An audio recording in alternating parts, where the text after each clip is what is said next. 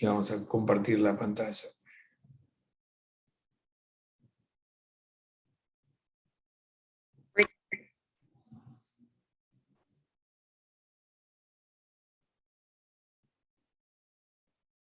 Bueno, esta es el Excel que les di el otro día.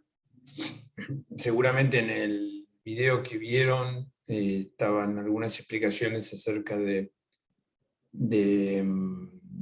indicadores financieros, indicadores de rotación, que estaban puestos por acá, lo que significaba la rotación en vista como un índice de rotación, o la cantidad de días durante los cuales manteníamos los créditos en relación a las ventas.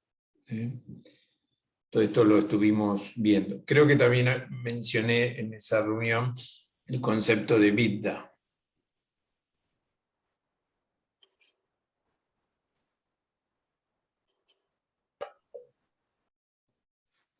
Sí, profe. Sí, ok, bueno. Entonces vamos a decir algo más para algunas cositas más, ¿no? Una de ellas es esto, que lo deben haber visto, pero creo que no lo llegué a explicar el otro lunes a la mañana, y es el índice de DuPont, ¿no? El índice de DuPont es uno de los indicadores más antiguos que hay, y fue desarrollado por la empresa DuPont a principios del siglo pasado, y tiene la particularidad de buscar relacionar índices de margen con respecto a índices de rotación. La gente de DuPont lo usaba para evaluar y comparar la performance que tenían sus distintas unidades de negocios. DuPont es una empresa petroquímica muy importante de Estados Unidos, y lo era en aquel entonces. Entonces ellos idearon este índice que tiene esa característica. Si ustedes lo miran, esta primera parte es utilidad dividido venta. Este es un índice donde estamos expresando una relación que es un margen de ganancia, ganancia neta respecto de las ventas. ¿Qué proporción de las ventas es la ganancia neta que voy a obtener?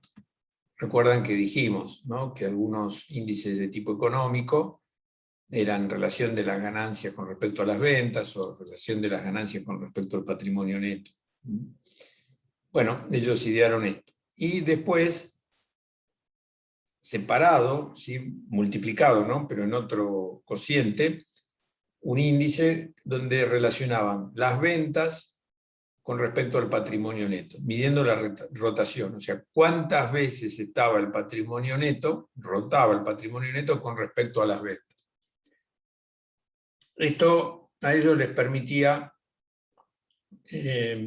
descomponer lo que podría ser un índice de utilidad neta dividido patrimonio neto, o sea, rentabilidad neta con respecto a la inversión, ¿sí?, en dos partes, porque ustedes fíjense que algebraicamente ventas lo pueden simplificar, ¿sí?, están acá en el numerador y acá en el denominador, y es una multiplicación. Y entonces, si lo simplifican, les queda utilidad neta dividido patrimonio neto, que es un índice económico de margen de utilidad.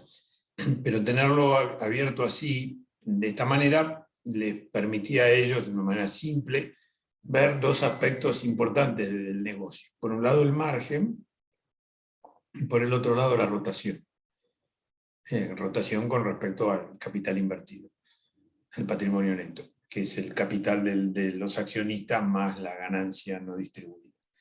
Esto, ¿por qué es útil? Porque en general lo que ocurre es que aquellos negocios donde el margen de utilidad es alto, la rotación es baja. Y viceversa, si el margen de utilidad es bajo, se espera que la rotación sea alta. Acá tienen dos ejemplos. Por ejemplo, un distribuidor mayorista, un mayorista que es distribuidor, o un retail o un supermercado, generalmente van a trabajar con márgenes bajos, pero con la expectativa de que haya alta rotación de la mercadería. porque así te permite tener utilidades, ¿no? O sea, no la sacás por el margen, pero la obtenés a través de girar muchas veces el negocio. Y otro tipo de actividad, una consultoría en ingeniería o una constructora, una empresa de obras, va a tener seguramente margen alto, pero baja rotación. Entonces, esto se suele presentar así, porque en realidad lo ideal es tener margen alto y mucha rotación, pero esto generalmente no ocurre, ¿sí? Tenés un negocio de mucho margen y a su vez es un negocio muy dinámico, es poco frecuente que se presente. Y así la gente de DuPont, con este índice, ponderaba los dos factores, el margen y la rotación.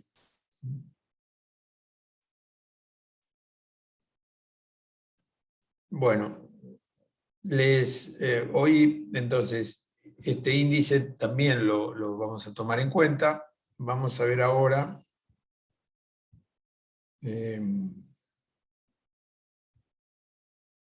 a ver.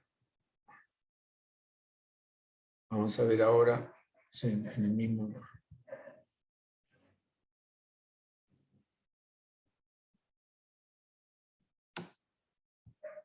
Esto arriba. Acá, vamos a ver algunos más. Algunos más. Bueno, vamos a ver entonces este tema, ¿sí? Que se mide también en las compañías. Esto apunta a evaluar el impacto que tiene la estructura de financiamiento que nosotros manejamos en una compañía, ¿sí? Por eso lo que calculamos es esto, WACC, ¿sí? Que son las siglas en inglés, que corresponden a Weighted Average Cost of Capital, costo promedio ponderado, promedio ponderado del costo de capital, significa la traducción. O sea, nosotros queremos medir aquí cuánto nos cuesta la financiación que tenemos, sea de capital propio o de capital de terceros, y hacer un promedio, ¿sí? ¿Por qué? Porque nosotros, bueno, un promedio entre los dos costos, o sea, el costo propio, capital propio, que le retribuimos a los accionistas y lo que les pagamos a los prestamistas, pero no un promedio simple, sino un promedio ponderado de acuerdo a la participación que dentro de la estructura de financiamiento tiene cada una de esas partes. O sea, por un lado, la financiación que nosotros tomamos de terceros y por otro lado la nuestra, ¿no? La de capital propio. Por eso promedio, pero ponderado. Entonces acá vamos a poner un ejemplo, ustedes los tienen en el Excel, después también se lo subo porque le agregué alguna otra cosita más, donde nosotros tenemos una empresa que tiene 10.000 de activo y la financiación corre 5.000, 50% hacia terceros y 5.000 como capital propio. Bueno, la ponderación de esta estructura de financiamiento es 0,50 para cada uno de ellos. Vamos a ver acá un ejemplo de cómo serían los resultados, o sea, cómo es el estado de resultados en una empresa de estas características. Supongamos que tiene una utilidad antes de intereses y antes de impuestos de 900, y lo que paga de intereses es 500, resultado antes de impuesto a las ganancias 400, una tasa de impuesto a las ganancias proporcional del 30%, aplicado sobre los 400 de 120, y queda un resultado final de 280. Bueno, pero acá, este es el estado de resultados que tendrían los balances de esta compañía. Pero acá nosotros tenemos que hay una parte de intereses que nosotros pagamos a los terceros, y en definitiva, lo que rinde el negocio antes de considerar los intereses. Entonces vamos a tratar de segregarlo, estos factores, digamos, para ver cómo juegan. Entonces, por ejemplo, acá pusimos 500 de intereses, ¿no? O sea, a los terceros nosotros que nos prestan, o el costo de financiarnos con capital de terceros nos representa 500. Pero nosotros cometemos un error si tomamos 500 solamente como costo del capital ajeno, ¿sí? ¿Por qué? Porque al ser una pérdida que nosotros podemos computar, ¿sí?, estos intereses que le pagamos a los terceros, tenemos la oportunidad de ahorrar impuestos a las ganancias, porque al tomar una pérdida, nosotros pagamos menos impuestos. O sea, juega con sentido contrario, ¿sí? Entonces, computamos en el balance esos 500 pesos de intereses, y esos 500 pesos de intereses nos generan 150 de ahorro de impuesto a las ganancias. En consecuencia, el efecto neto que van a tener los intereses hacia terceros sobre el resultado de la compañía es de 350. Bueno, y si queremos ahora mirar el rendimiento del negocio sin esto, sin lo que le pagamos a los terceros, ¿qué vamos a tener? Vamos a tener que el resultado antes de intereses e impuestos es 900, no tomo en cuenta los intereses, calculo un impuesto a las ganancias teórico que habría ahí si todo fuera propio, ¿sí?, del 30% de los 900, o sea, sin intereses deducidos, da 630. Entonces, ahora lo que tengo que hacer es tratar de ver cómo incide esto y cómo pondero esto. Bueno, la ponderación estaba dada arriba, ¿no? El resultado final de 280 va a corresponder a los 5.000 pesos que tienen aportados los accionistas en el patrimonio neto. Entonces, esa relación de 280 respecto de 5.000 da 5,6.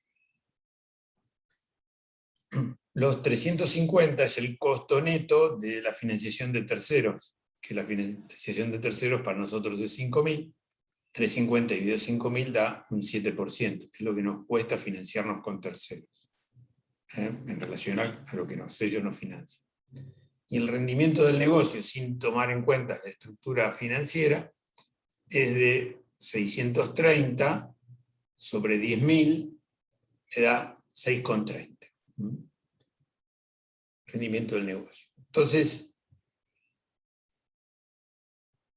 he llegado a esto, ¿sí?, que nosotros lo podemos después comprobar con la fórmula del costo de capital promedio ponderado, ¿sí? ¿Y cómo sería eso?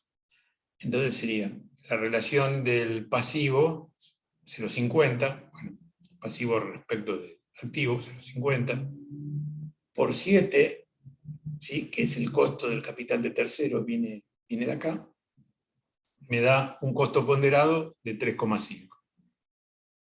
Este otro es el capital propio, que acá da igual porque 0,50 también, porque está mitad y mitad, ¿no? El costo del capital propio que tomé acá es 5,60, y la ponderación 0,50 por 5,60 da 0,028, 2,8%. Sumo 2,8 más 3,5 y me da 6,3. Llegó al mismo resultado con la fórmula que con la comprobación que hice antes, o viceversa. Llegué antes al resultado que ahora lo compruebo con la fórmula. Así que esta es la manera que nosotros calculamos el costo financiero promedio ponderado. Ahora bien, solo por hacerlo no, está bien, es interesante por ahí tenerlo, pero nos tiene que servir para algo más, y es un poquito para analizar qué nos conviene hacer en la medida que podamos cambiar, tomando en cuenta estos datos. Porque supongamos que nosotros podemos elegir entre financiarnos con capital de terceros, o sea, tomar más préstamos, o financiarnos con capital propio, es decir, pedirle plata a los accionistas para que inviertan en la empresa. ¿Y qué les parece a ustedes que convendrá en esta empresa, dada esta estructura de financiamiento y estos costos de financiamiento? Si yo quiero crecer ¿Con qué me financio? Con capital propio, ¿no? Claro. ¿Por qué? Porque uno es el 5,6% y el otro es el 7%, como que le cuesta más financiarse con el capital ajeno, digamos. Exactamente. No sé si está bien. Sí, es correcto, es perfecto. No, fíjense ustedes que acá hay una particularidad, sí, que, bueno, puesto a elegir entre 7% y 5,6%, me conviene financiarme con 5,6%, ¿no? Ahora, si yo también miro el rendimiento del negocio, ¿sí? El rendimiento del negocio es inferior al costo de financiamiento. Es decir, que yo tendría que tratar de esto, llevarlo a cero. O sea, estos 5.000, reemplazarlos o bajar el costo del capital ajeno o reemplazarlo directamente, por ejemplo, por capital propio. Y en ese caso, si lo hiciera, bueno, me sacaría este 7% de acá y supongamos que lo logro hacer, o sea, logro que los 10.000 sean costo del capital, que sea capital propio. ¿Cuál sería en ese caso el costo del capital propio?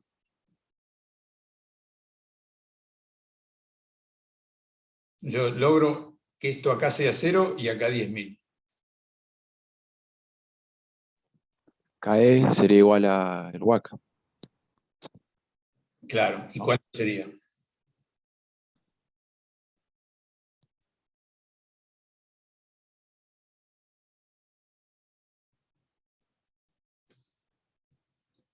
¿Qué valor sería? Y los 7 pasarían a los 5,6. O sea, ¿lo sumarías o no? No. No, ponele, si yo reemplazo, logro que los accionistas pongan 5.000 más y le pago a los prestamistas. ¿Qué costo del capital propio voy a pasar a tener? ¿Va a quedar igual o va a cambiar?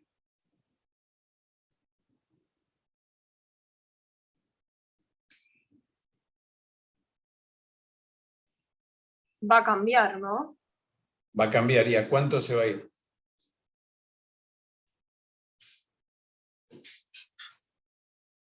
Y tendrías que hacer la relación, vos antes hiciste 2,80 sobre los 5.000 de capital propio, ¿no?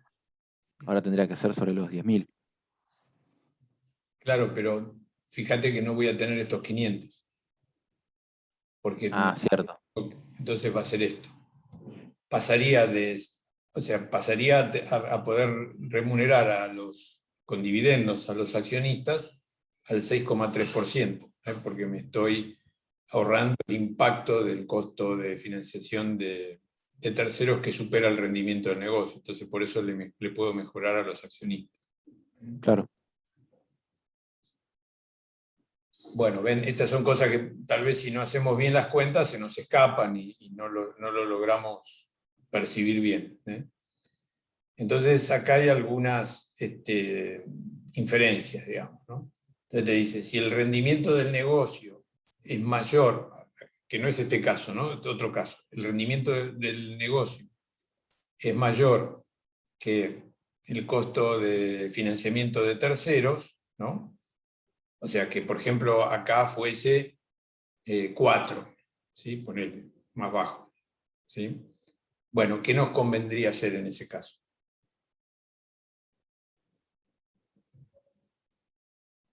Y usar el costo de capital ajeno. Claro, entonces, por ejemplo, podríamos decir, si yo puedo aumentar el negocio, ¿sí? Aunque no tenga capital propio y logro que me presten, me va a convenir porque voy a tener un negocio que rinde más que lo que me cuesta financiarlo. Y entonces voy a mejorar los dividendos a mis accionistas. Voy a apalancarme el negocio con financiamiento de terceros para aprovechar más, hacer más negocios, como el rendimiento del negocio supera el costo del capital de los prestamistas, bueno, gano más y me permite retribuir mejor a los accionistas, o sea, ganar más dinero para los propietarios, ¿no? Me apalanco en la financiación de terceros. es a la inversa de lo que está puesto acá. Acá entonces, y esta otra situación, ¿no? Si KD es mayor que KE, bueno, que es lo que está acá, ¿no? Me conviene financiar con capital propio en lugar de capital de terceros. Bueno, prefiero, acá en este caso me conviene decirle a los accionistas, miren, pongan plata para pagarle a los acreedores, porque vamos a lograr mejorar la situación de la empresa y ustedes van a tener un rendimiento más alto. Ahora, siempre que se analiza esto, tenemos que tomar en cuenta que, digamos, cómo se conforman o qué pueden hacer frente a esto, o los prestamistas o los accionistas, ¿no? Los prestamistas tenderán a cobrar una tasa de mercado, pero estas tasas de interés suelen tener con frecuencia oscilaciones que dependen de situaciones macroeconómicas y también dependen del nivel de endeudamiento que tengamos. O sea, cuando estamos muy endeudados, probablemente para prestarnos más nos cobren más, ¿sí?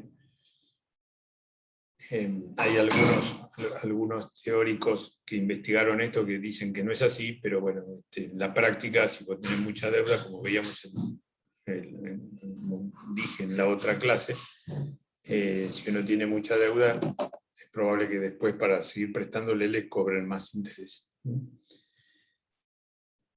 Pero bueno, eso es el razonamiento que hace el que presta plata, ¿sí? El accionista lo que puede llegar a medir o mirar es inversiones alternativas. O sea, bueno, si en lugar de poner la plata en este negocio que me va a rendir el 5,6, tengo otro que me rinde más, me rinde el 8, ¿qué puedo querer hacer?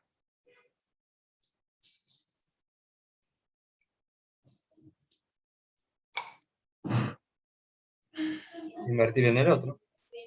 Claro, desinvertir acá, invertir en el otro, ¿no? Tratando de buscar colocar los recursos en el negocio que tiene mayor rentabilidad. Así es.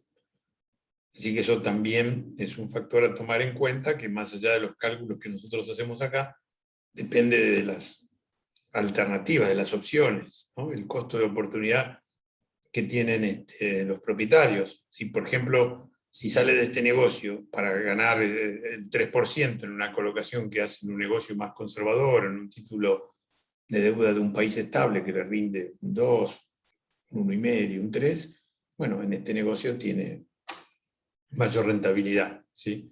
Ahora, si la alternativa es ir a un negocio más rentable, bueno, puede ser que le interese salir de este negocio y pasar al otro.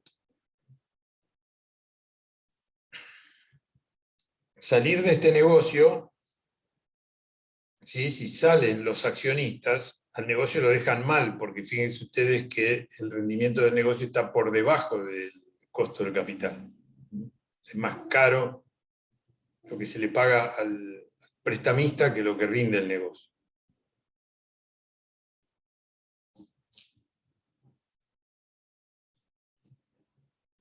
Bueno, esto entonces en cuanto a el análisis de los costos del capital ajeno y capital propio. Vamos a ver algún otro indicador, ¿sí? Que se utilizan con bastante frecuencia. Y yo después les voy a enviar un par de trabajos, de papers hechos por unos agentes de bolsa donde muestran cómo analizan las empresas. Entonces van a ver que, esto es simplemente ilustrativo, ¿no? Van a ver que calculan algunos índices, algunos de ellos los hemos visto acá, y van a ustedes ver cómo se hace el análisis, ¿eh? Mucho tema contable, pero también un tema de negocios, y en definitiva todo orientado a que los inversores tomen decisiones, o sea, que te compres o no te compres las acciones de esas empresas. Entonces, otro de los indicadores que solemos usar para evaluar y comparar empresas entre sí es, por ejemplo, ¿no? Price Earning, el índice Price Earning. Earning es ganancia y, bueno, price es precio. Esto sirve para medir el valor de una empresa en la bolsa. Price en general se refiere a la cotización de una acción de una empresa respecto de lo que gana esa empresa. O sea, relacionar price, el precio, con ganancias. Sería, si la ganancia es anual, que generalmente se toma así, ¿cuántos años de ganancia tengo que reunir para alcanzar el precio que vale la acción? Si este índice da alto, significa que la acción está valorizada, está muy valorizada, y generalmente y parecería entonces que no conviene comprarla, ¿no? Porque está como cara. Pero en general lo que se ve muchas veces cuando aparece un índice así alto, price earning, es que existe la expectativa de que después esa empresa gane más. Entonces, si la empresa empieza a ganar más, este índice se va a ir achicando, ¿no? Entonces, el recupero de la inversión a través de los años de ganancias, el precio que uno paga y que después se espera recuperarlo con dividendo, se va a hacer más acelerado. Obviamente esto es teórico, después en la realidad las cosas pueden salir de otra forma. Pero este es un índice que se utiliza mucho, el price earning, porque aparte te permite comparar cualquier empresa de cualquier tipo, de cualquier actividad. No solo tenés que tener el dato de lo que vale la acción y lo que gana, lo que rinde por cada acción de ganancia. Acá hay otro parecido, ¿sí? Donde lo que se trata de mostrar es una relación entre el valor de la empresa, ¿sí? El valor de la empresa tomado acá sería total de activo, ¿sí? En el caso de una empresa que no cotice, porque sería patrimonio neto más pasivo. Con respecto al EBITDA, el concepto es parecido, o sea, ¿cuántos EBITDA necesito para alcanzar el valor de la empresa? Bueno, cuanto más alto es este índice, significa que la empresa es más valiosa respecto a lo que genera, ¿sí? Se tiene que tomar más años de generación de recursos para alcanzar su valor. La particularidad cuando usamos esto es que si patrimonio neto ponemos si es una empresa cerrada, pero si es una empresa que cotiza, bueno, en lugar de patrimonio neto podemos poner la capitalización bursátil, ¿no? Que es el valor de la acción multiplicado por la cantidad de acciones que hay. Entonces ahí podemos comparar una con otra. Parecería que a priori parece que conviene invertir si esto no te da muy alto, porque si esto da, supongamos esto da 5 o 6, bueno, parecería que el EBITDA de 5 o 6 años alcanza la cifra total del activo, ¿no? O sea, genera el EBITDA todo el activo que hay en este momento cero. Entonces esto muchas veces también puede usarse para evaluar si la empresa, si uno compra o no compra esa empresa, o invierte o no invierte en esa empresa. Recuerden que creo que lo comentamos el otro día, o lo dije en la presentación, este tema del EBITDA, muy en boga actualmente, se utiliza muchas veces para valorizar empresas, para ver, bueno, cuánto vale una empresa, y se utiliza el multiplicador del EBITDA. O sea, una cierta cantidad de EBITDA es lo que puedo llegar a pagar por una empresa. En negocios consolidados, conservadores, suele ser más alto. O sea, por ejemplo, un negocio que es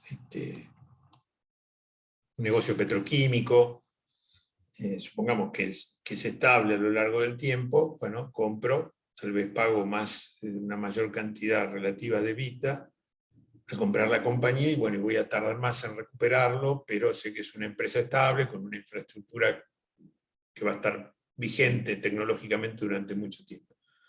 Si yo estoy en una empresa de otro tipo, en áreas más dinámicas, con mayores amenazas de quedar obsoleta, de ser superada por la competencia o algún otro factor de ese tipo, esperaré un índice más chico, un número más chico, es decir, que en menos años de vida se recupere el valor de la empresa. Pero bueno, hay casos que todo esto dicho así, enunciado así, es en general lo que hay que tomar en cuenta, pero igual si uno va a mirar estos índices para algunas compañías de las más famosas en la actualidad, de las más importantes, de las que tienen mayor capitalización bursátil, da todo alto, aunque sean actividades tecnológicas que a priori uno puede pensar que están más sujetas a competencia o a ser desplazadas por otras, por algún competidor.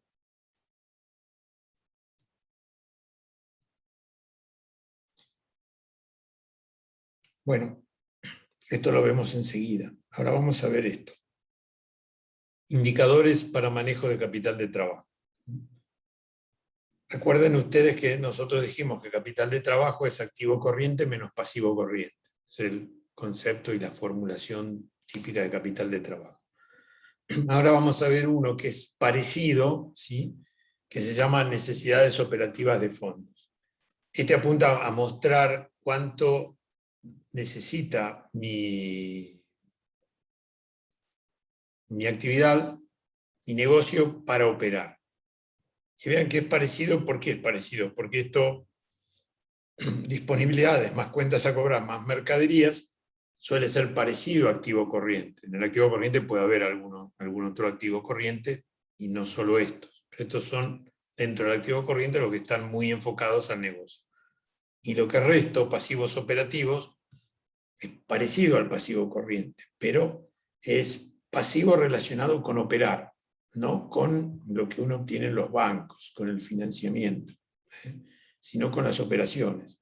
Entonces, en estos pasivos operativos entrarán lo que le debo a los proveedores, o lo que debo de algún impuesto que tengo que pagar, o lo que debo de algún impuesto al trabajo, cargas sociales que tengo que pagar. Esos son los pasivos operativos. ¿Ven? Se parece necesidades operativas de fondos al de capital de trabajo, pero no es lo mismo. Y la idea que hay acá les puse una pequeña ficha, le pegué de un trabajo, de un paper, de un profesor español, la explicación de esto, ¿no? O sea, cómo esto busca mostrar características propias del negocio. ¿Se llega a leer? ¿O lo amplío? Sí, se ve. ¿Se ve? Ok. Fíjense ustedes lo que dice acá, ¿no? Hay que conocer bien el negocio donde se opera para ver cuáles son las necesidades operativas de fondos. Porque lógicamente no es lo mismo que esto sea, esa necesidad operativa de fondos sea pequeña y en lapsos cortos a que sea lo contrario. Entonces, da dos ejemplos, que ahora los vamos a ver, pero yo les hago un ejemplo más simple. Supongamos que nosotros estamos queremos hacer un negocio comercial, ¿sí? Que es comprar algo y venderlo después. El precio de compra es 100 y el precio de venta es 200. ¿No? ¿Cuáles serán mis necesidades operativas de fondos?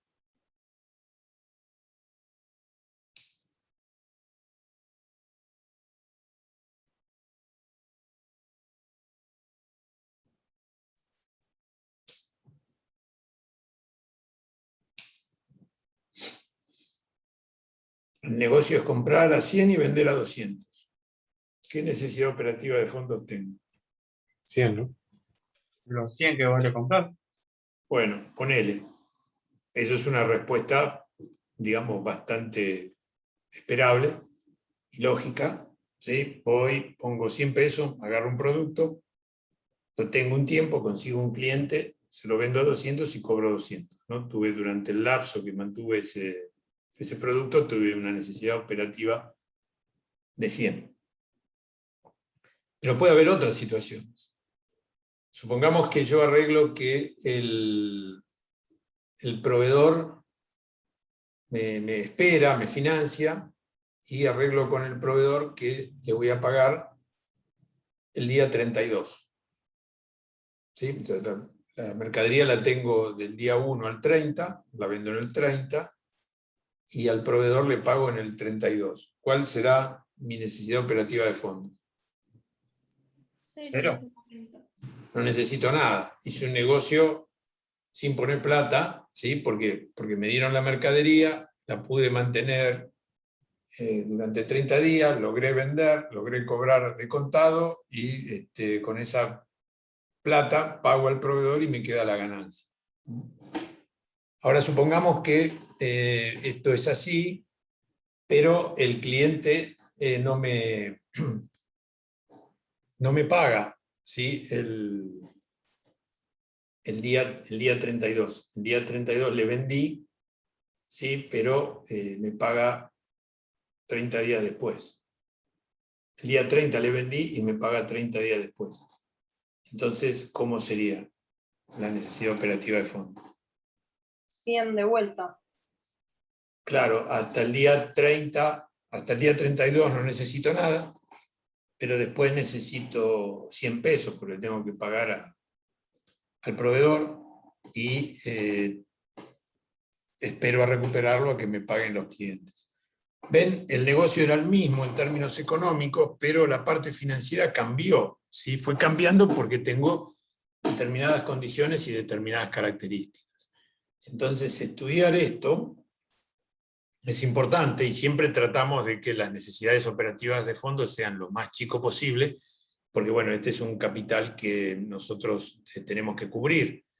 Si pedimos un préstamos a los bancos para cubrir esto, pagamos el interés, y si no, le tenemos que pedir a los accionistas que fondeen el capital operativo. Ya les digo, puede ser más chico o más grande, depende del negocio, depende de cómo nos manejemos, depende de cómo esté estructurado.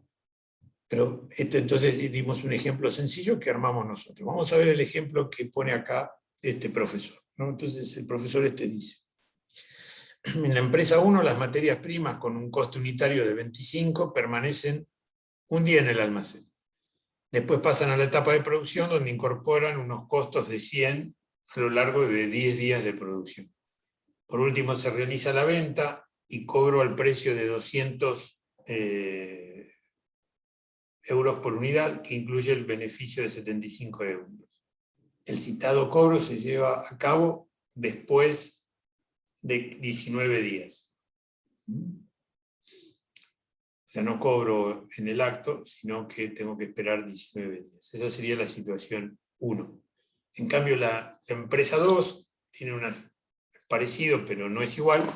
Las materias primas valen 25 lo mismo, permanecen en el almacén 19 días, la etapa de producción tarda 10 días para incorporar costos por 100 euros, el cobro de la venta de los productos de 200 euros se hace un día después de la entrega, o sea, cobro de contado.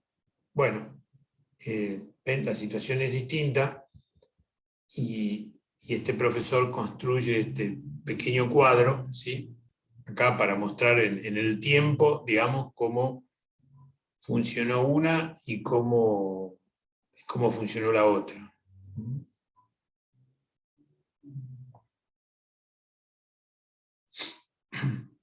¿Ven? En el caso de la 1, ¿sí? Como la demora en cobrar es más pronunciada, y el proceso productivo arranca más temprano, ¿sí? Todo eso hace que haya una mayor demanda de fondos, un NOF más importante. En cambio, el caso 2 está solamente, digamos, pagando la mercadería comprada, el costo de la materia prima en forma previa, después dispara el proceso de producción justo un poquito antes de que se cobre, ¿sí? Se logra vender y cobrar casi al mismo tiempo. Entonces, las necesidades operativas de fondo es menor en este caso. Bueno, esto entonces son algunas herramientas que nosotros usamos para manejar la parte de costos operativos.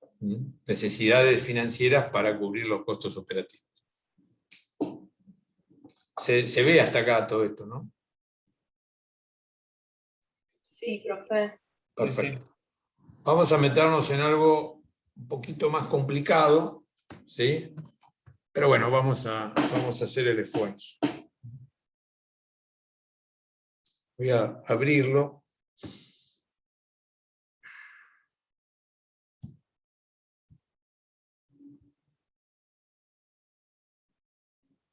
Voy a abrir este link que está en el...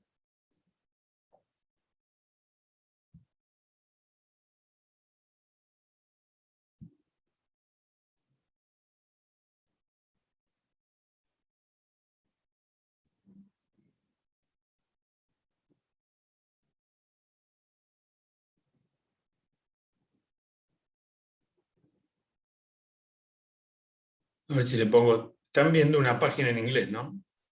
No, vemos el Excel. El Excel, sí. Bueno, esperen que ahora me conecto.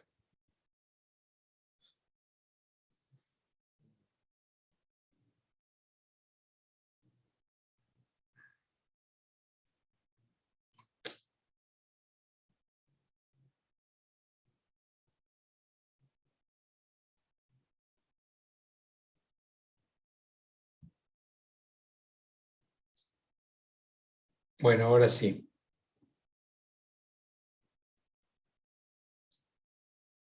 Bueno, lo traduje. Lo podría dejar en la página en inglés porque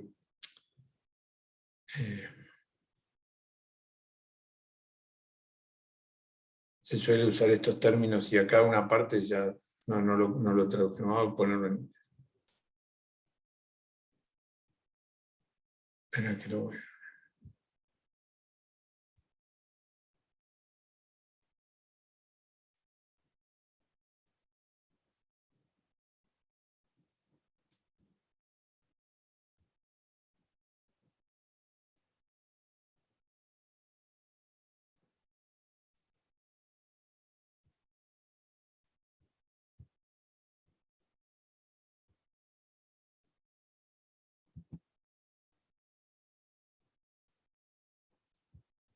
Bueno, acá el propósito es mostrarles también algunos indicadores que se utilizan bastante para evaluar a las compañías y se relacionan con su capacidad de generar recursos.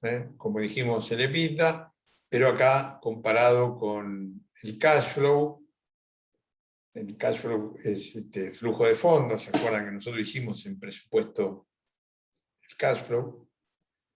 Free cash flow y free cash flow to equity y free cash flow to firm, que es un poquito más complicado, no lo vamos a ver. Vamos a ver los primeros nomás y tratar de compararlos.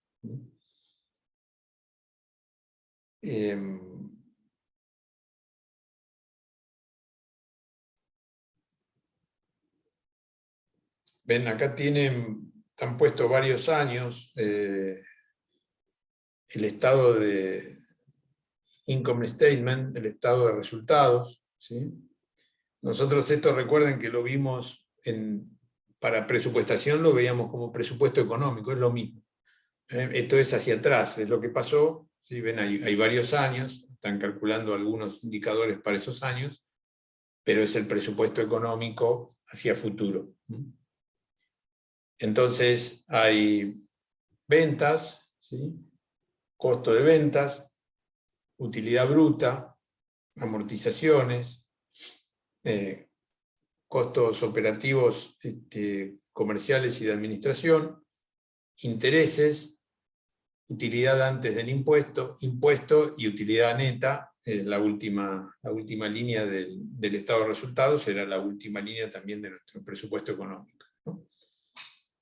Bueno, para cada uno de estos años, pero simplemente por una cuestión de que el profesor lo armó de esta forma, le fue calculando estos indicadores, ¿sí? Pero lo podrían hacer cualquiera de ellos para cualquier año, ¿sí? O todos ellos en cada año, o sea que en todos los años.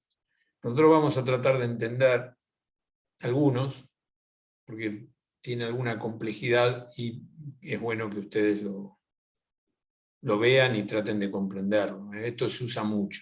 ¿sí? Entonces por eso es importante que lo vean. Seguramente cuando estén en administración financiera van a volver sobre esto, pero bueno, ahórrense unos pasos y ya lo vamos viendo acá.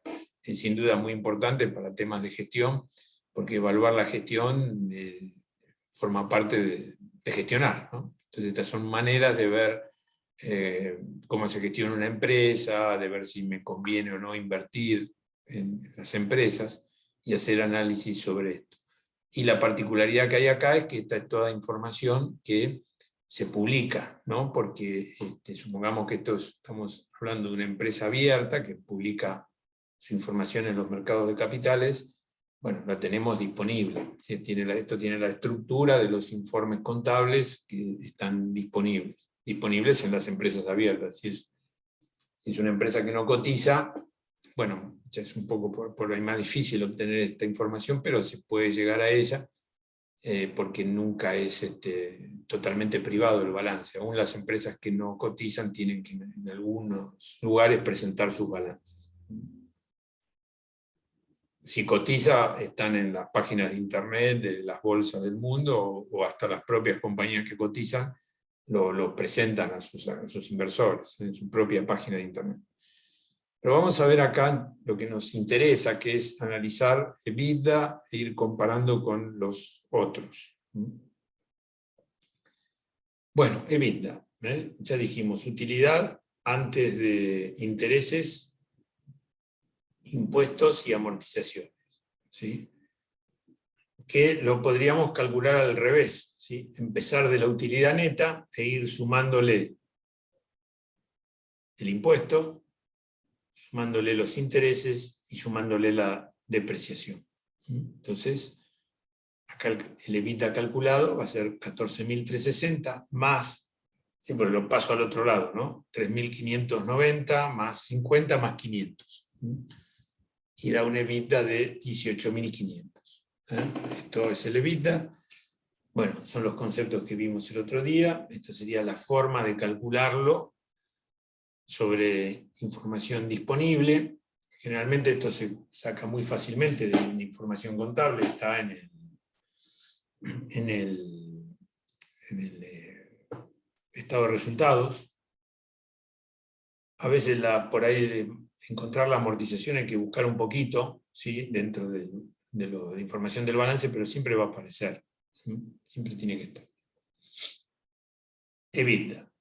Ahí nos decía también, bueno, cash flow, ¿no? O sea, nos interesa, decimos que el EBITDA era la capacidad para generar recursos de una entidad, ¿no? Recursos económicos de una entidad, una empresa. Cash flow apunta a ver, bueno, qué flujo de fondos, de recursos financieros tiene o genera una compañía. Recuerdan que nosotros cuando hicimos en presupuesto el cash flow, bueno, proyectábamos algunos ingresos, proyectábamos algunos egresos y sacábamos la diferencia y decíamos, bueno, la variación neta y para el periodo proyectado, para el periodo presupuestado, o sea, cuánto flujo de caja va a generar o no esa empresa durante ese periodo. Recordemos que no generar flujo no significa que se está perdiendo plata. ¿Recuerdan eso? Eso lo vimos. Es un tema financiero. O sea, yo puedo tener poca capacidad de generar recursos, pero estoy ganando económicamente dinero. Vamos a tratar de ver cómo lo interpretamos esto a la luz del ejemplo, cómo juega en el ejemplo. Entonces acá el autor parte de esto, ¿no? El autor te dice que el cash flow operativo, ¿sí?, de esta compañía es 10.620 en el año 2016. Fíjense ustedes que acá está tomando el dato de el cash flow statement, estado de flujo efectivo, lo llamamos en Argentina, en español, ¿sí? Y es un poquito más complicado como está armado esto de lo que nosotros veíamos en el caso de presupuestación, ¿no? Está armado con una metodología un poco diferente, pero en esencia es lo mismo. Lo que trata de mostrarse en este cash flow es el flujo generado o utilizado, que sería al revés, o sea, en lugar de generar, utilizó recursos, abierto en tres partes: abierto en operaciones, abierto en inversiones y abierto en financiamiento. Nosotros cuando vimos el ejemplo lo pusimos solamente abierto en ingresos y egresos, ¿sí? Entra y sale, pero acá habrá otra apertura, habrá ingresos y salidas para cash flow operativo, habrá ingresos y salidas para el cash flow relacionado con las inversiones y habrá ingresos y salidas para el cash flow relacionado con el financiamiento. ¿Qué pongo en cada cosa? En cada parte, en cada tramo de esto. En el tramo operativo, bueno, pongo lo que es propio y específico del funcionamiento del negocio. En el tramo de inversiones voy a poner la compra o venta de activo fijo. Esto quiere decir planta, propiedad y equipamiento, en inglés. ¿Sí? O sea, lo que yo tengo que destinar, o sea, destinado a comprar activo fijo, o si vendí alguna máquina, cuánto me generó de recursos. Y también acá la adquisición de otros negocios, o sea, compra de empresas o venta de empresas. Esto en el tramo de inversiones. En el tramo de financiamiento, ¿qué voy a poner? Voy a poner el financiamiento de terceros que no es operativo, ¿sí? O sea, préstamos a largo plazo que me dan los bancos, por ejemplo, o que surgen de que emito un título de deuda, ¿sí? De la propia compañía, o que lo cancelo, ¿sí? O sea, uno para un lado y otro para el otro. O sea, obtengo recursos financieros cuando lo emito, pongo recursos financieros cuando lo pago, ¿sí? De terceros o títulos de deuda, obligaciones negociables se llaman en Argentina, cuando es título de deuda propia, o dividendos, si le pago dinero a los accionistas, le doy un dividendo a los accionistas, o aportes de capital acá, si pido plata a los accionistas, ¿sí? Entonces, con eso conformo el cash flow. Alguna complejidad que hay acá es entender cómo juega esto, ¿sí? O sea, ¿qué quiere decir que un valor esté sumando o restando por la forma en que está estructurado este reporte? Fíjense ustedes que acá, para el tema técnico de ver cuál es el cash flow de este año para esta empresa, es irse a un numerito nomás. Vamos al cuadro, agarramos, vamos a este cash flow operativo, listo, ahí está el valor, ¿no? Pero es útil entender qué significa esto, ¿no? O sea, cómo está construido esto. Y la forma en que está construido es esto. Esto está mirado desde la perspectiva de caja, ¿no? Porque esto son aumentos y disminuciones en la caja, ¿sí? Entonces, cuando uno mira aumentos y disminuciones en la caja, tiene que mirar, bueno, también la contraparte, ¿no? Si aumenta la caja, ¿qué pasó en algún otro lado? ¿Sí? En alguna otra partida. Piensen siempre que en contabilidad hay partida doble, todo hay que mirarlo desde dos perspectivas. Entonces, esto está armado así. En la ganancia neta, ¿sí? 12.760, lo pongo como una entrada de plata, digamos. En principio parecería que lo que gano es una entrada, ¿sí? Aunque esto es económico y no es financiero, por eso tengo que hacer algunos ajustes para ver lo financiero, el flujo de fondos, ¿eh? Pero gano 12.760, ¿no? El resultado neto.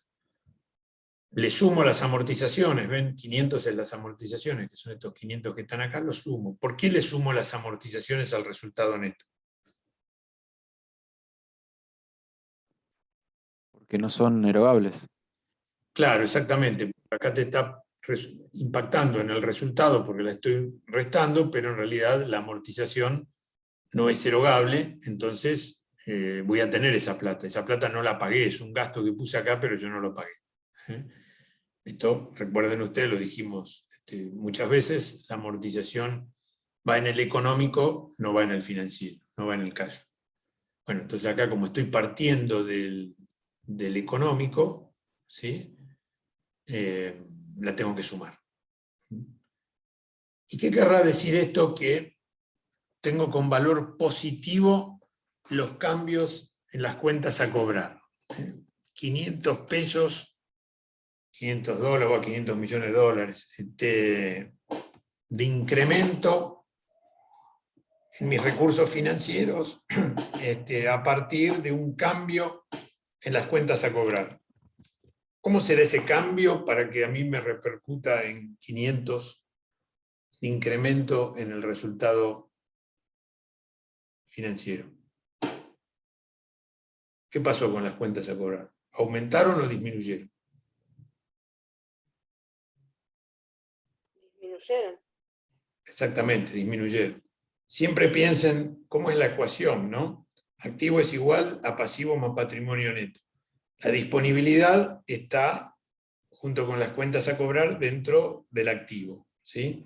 Entonces, si un rubro del activo me aumenta, como es este caso de la disponibilidad, al otro rubro del activo, ¿qué le tiene que pasar? Disminuye. Está perfecto. Cambios en el inventario. ¿Qué querrá decir esto? Que disminuye mi disponibilidad en 3.000 por cambios en el inventario. ¿Qué es lo que ha pasado?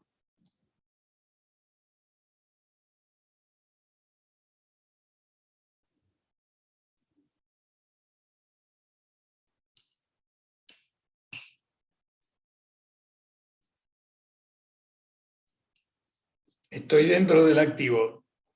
Igual a pasivo más patrimonio neto no toco nada de pasivo y patrimonio neto. Tengo que mantener ese término. Y activo reúne disponibilidad, cuentas a cobrar, mercadería. Entonces lo que estoy diciendo es que baja mi disponibilidad en 3.000. Tendrá que subir algún otro término de esa suma, ¿no? Cuentas por cobrar. Cuentas a cobrar lo vi recién, lo analizamos recién, ahora estamos en este. ¿Qué le pasó al inventario entonces?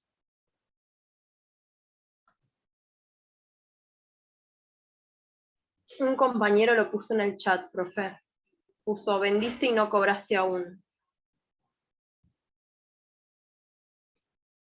Vendí, no cobré aún. No es este caso, ¿no? Porque acá estamos en mercadería, no estamos en cuentas a cobrar. Y si disminuyeron el inventario, puede ser que esté en proceso esa materia prima. Lo que disminuyó es la caja. ¿Qué le pasó al inventario?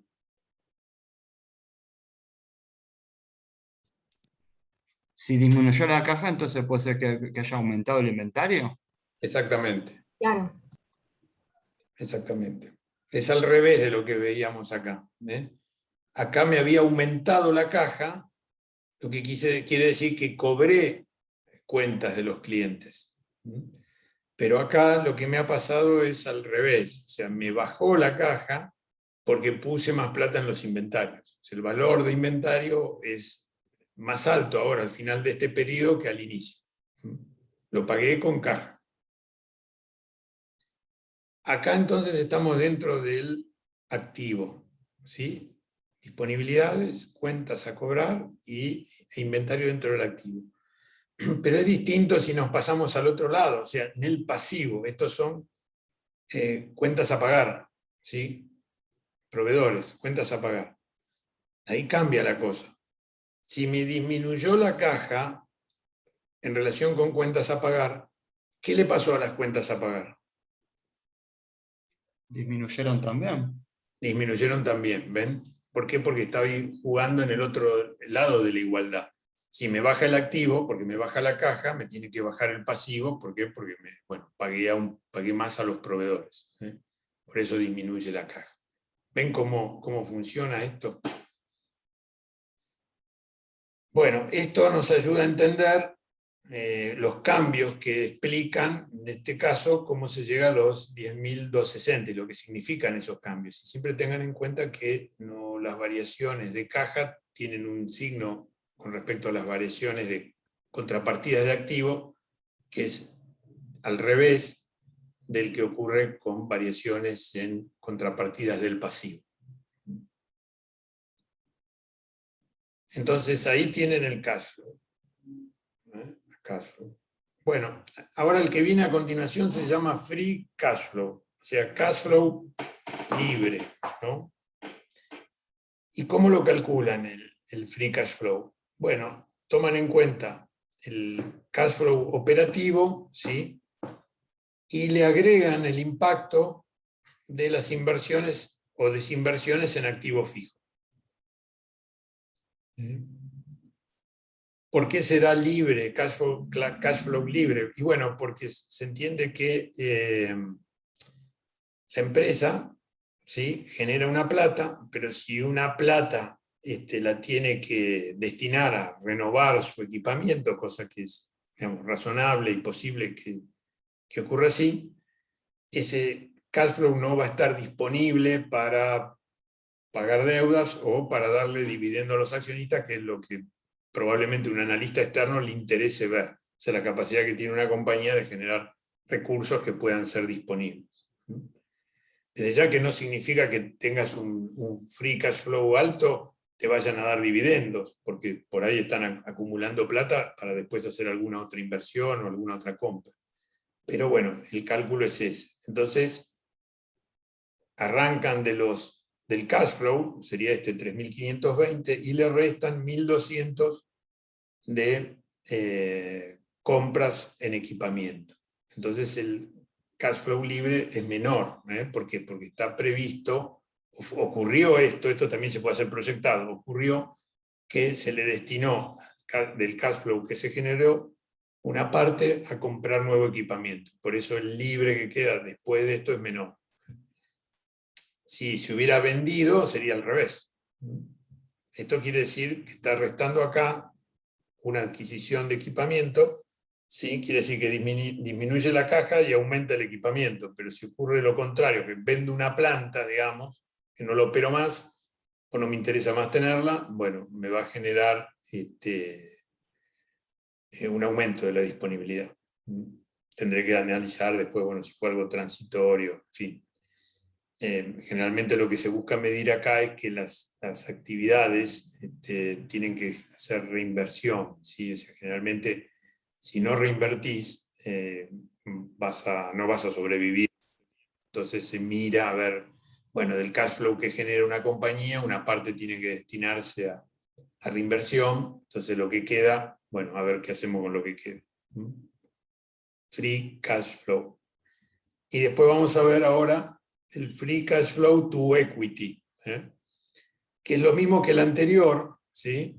Pero del libre, del disponible, cash flow libre, le saca o le suma lo que se le destina a deudas de financiamiento con terceros, deudas no operativas de financiamiento con terceros.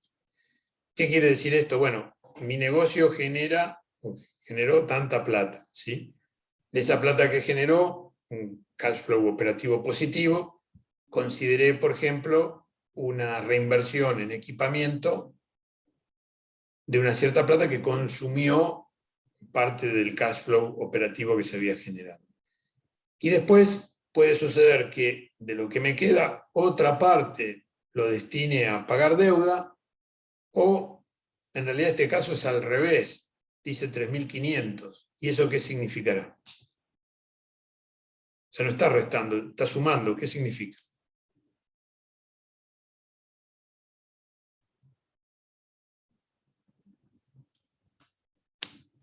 ¿Que me financié con terceros?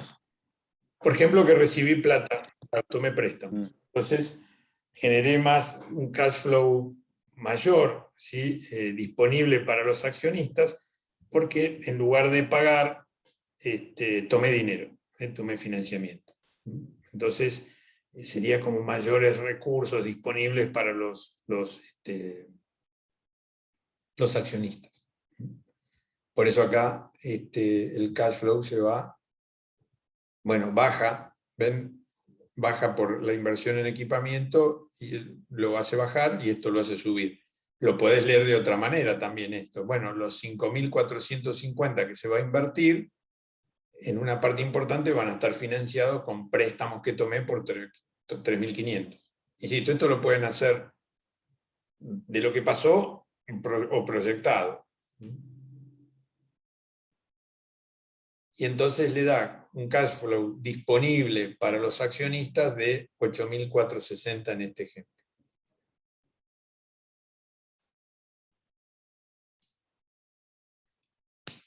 ¿Se ve? Sí, sí. Bueno, la última no lo vamos a hacer porque es un poquito más complicado. Si tienen ganas, lo ven, pero si no, con manejar esto ya para nosotros es suficiente.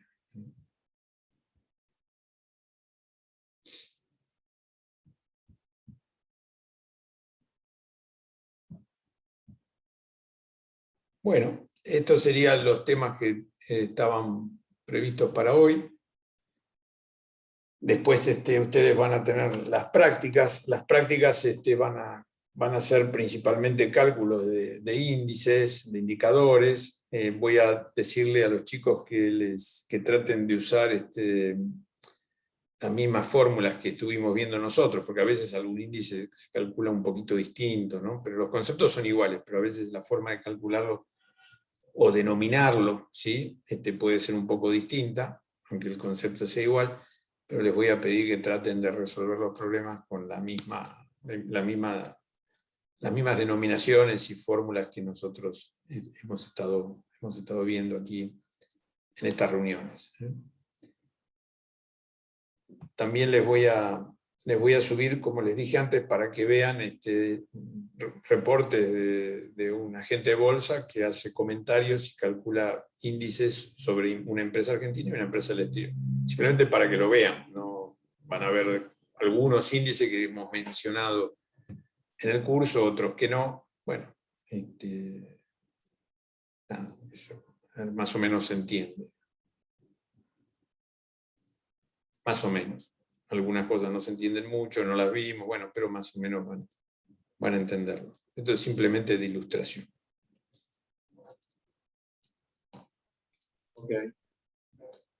Bueno, ¿me quieren hacer alguna pregunta? Si no, ya nos vamos a descansar. Una preguntita nada más. ¿El segundo parcial se estima que va a ser características similares al primero en forma de tomarlo? O sea, preguntas, choice, algún Sí, ejercicio práctico. ¿Sí? correcto. Sí, Gracias. de nada.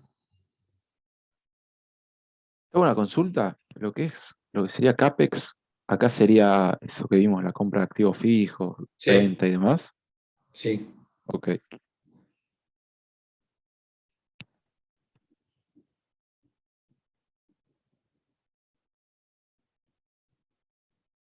¿Alguna otra?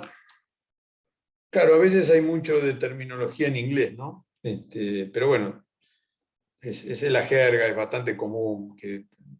Todo tiene traducción, pero ¿viste? Hay mucha gente del entorno de las finanzas y los mercados le suele manejar los términos en inglés porque, bueno, generalmente el inglés es el idioma de aceptación general, ¿no? Los autores españoles suelen resistirlo un poco, prefieren traducir, pero la realidad cotidiana de las actividades financieras y de los mercados es que, bueno, para unificar se suele hablar mucho o bastante con terminología en inglés, pero bueno, es así. Profe, una pregunta, ¿ya está subido? ¿Por qué no lo encuentro? O ¿Qué digas cosa? el nombre el archivo este que estaba mostrando el Excel. Creo que lo subí el lunes pasado, pero lo vuelvo a subir porque tiene algunos agregados. Ah, bueno, lo busco mejor. Sí, Gracias. todavía no lo subí. El que recién acabamos de ver es muy Ah, parecido sí, sí. al del lunes pasado, pero lo subo ahora porque le agregué alguna cosita, ¿viste? Una cosita más. Genial. Gracias, profe. De nada.